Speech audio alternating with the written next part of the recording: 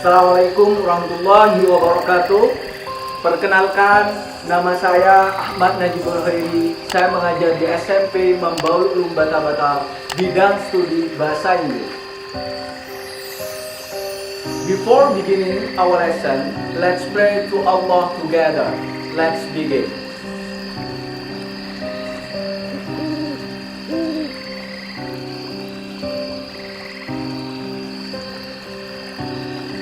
Let's sing together, Indonesia Raya. Indonesia Raya, merdeka, merdeka, tanahku, negeriku yang ku cinta. Indonesia Raya, merdeka, merdeka, hiduplah Indonesia Raya.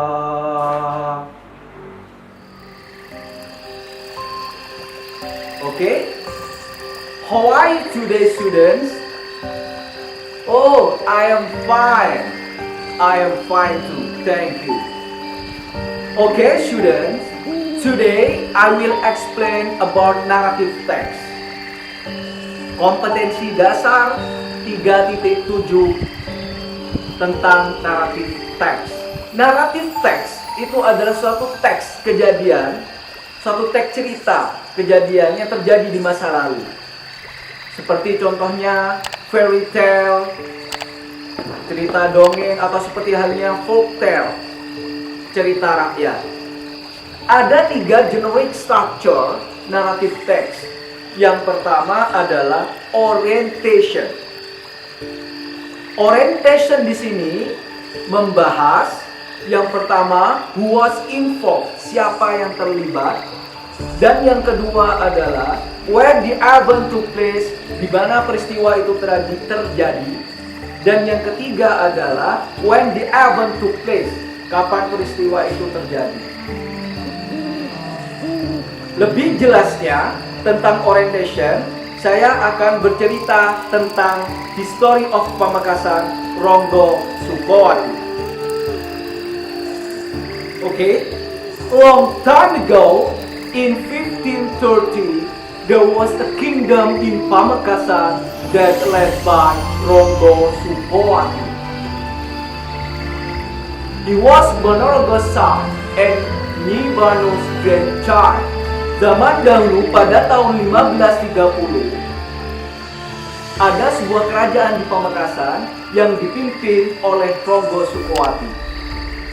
Dia adalah anak laki-laki Panembahan Ponorogo dan cucu dari Nyi Banu Ratu Pamelengan.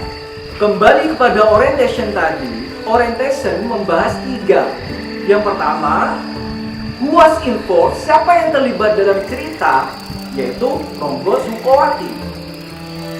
Dan juga Panembahan Ponorogo dan Nyi Banu Ratu Pamelengan.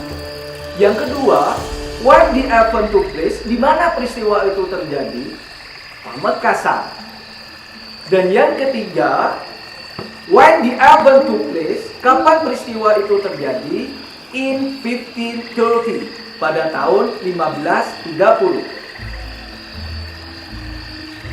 Sudah paham anak-anak?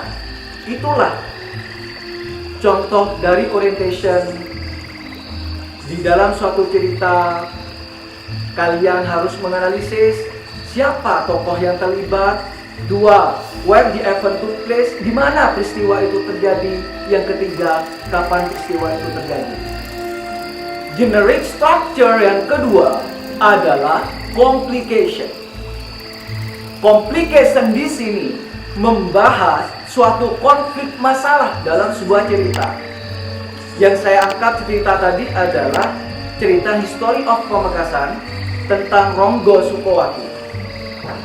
Di dalam suatu cerita Ronggo Sukowati, in 1624, Mataram attacks Pamekasan because Pamekasan under the King of Giri.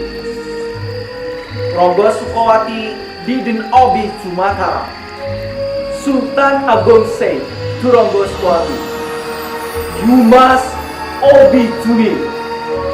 Di dalam suatu teks itu, jelas ada terjadi konflik yang mana Mataram menyerang Pamekasan karena Ronggosukowati tidak mau patuh.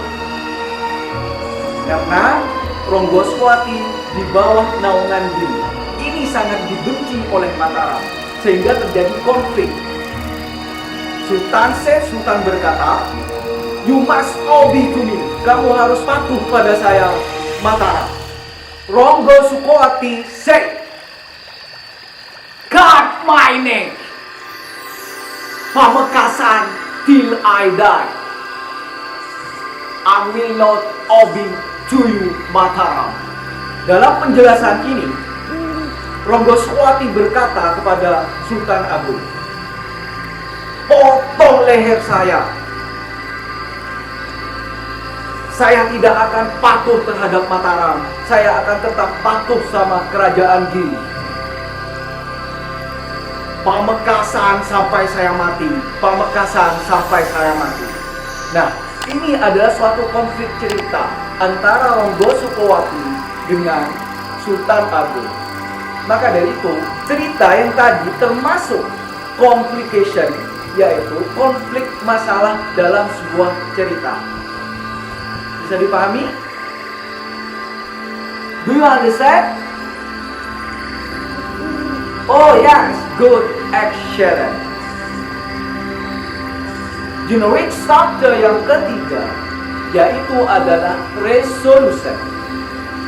Apa itu resolution?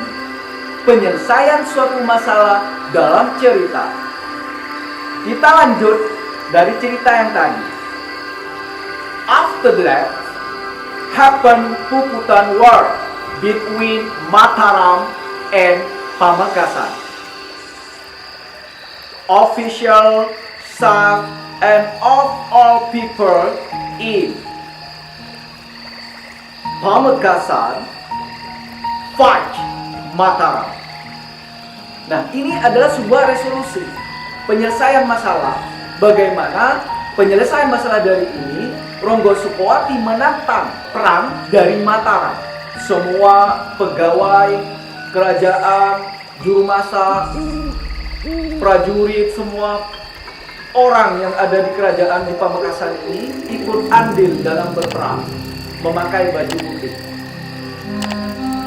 Although Ronggosukowati was 100 years old, meskipun Ronggosukowati itu umurnya 100 tahun, dia masih berada di garda terdepan untuk melawan Mataram.